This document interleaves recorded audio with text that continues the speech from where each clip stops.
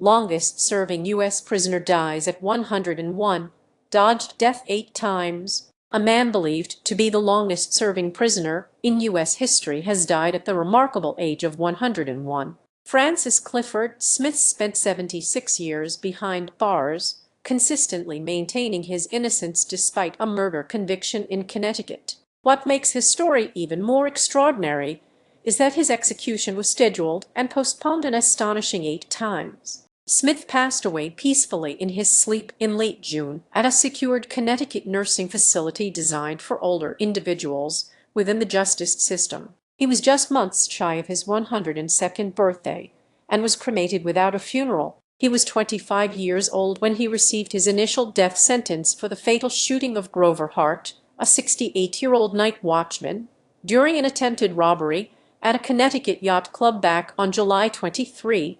1949. Smith was one of 2 men arrested in connection with the killing. The other man, George Lowden, initially implicated Smith in a plea deal, but later claimed authorities had beaten him into making the statement and refused to testify at trial. Over the following 76 years, Smith faced the gallows 8 different times, only to be spared on each occasion. Friends say he maintained his innocence right up until his death, famously stating in 2023, "I'm in here on no evidence at all." Questions about the evidence against Smith began to emerge over the decades. A key witness recanted her account linking Smith to the crime, and Lowden repudiated his earlier statement. Adding to the doubts, another man serving time in Alabama later claimed responsibility for Hart's killing. Even Major Leo Carroll, one of the officers who interrogated Smith after his arrest, testified to the Board of Pardons before his 8th scheduled execution, saying, "I'm not even sure he was present at the murder."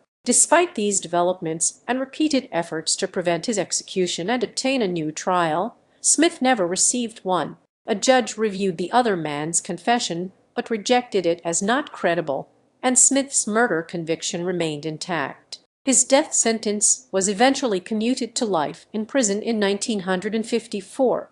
During his 76 years incarcerated, Smith had 3 brief moments of freedom, including a 12-day escape in 1967. In 1975, he was granted parole and remained free for about 10 months before being arrested on larceny and weapons charges, returning to prison for violating parole. He was not ultimately convicted of those later charges. Records indicate Smith declined or refused several later parole efforts, though he later disputed this characterization. However, in 2020, he agreed to supervised parole at the nursing facility where he ultimately passed away. Towards the end of his life, he was reportedly struggling with issues associated with old age, including dementia. He truly achieved remarkable longevity, living to be 101 and a half years old.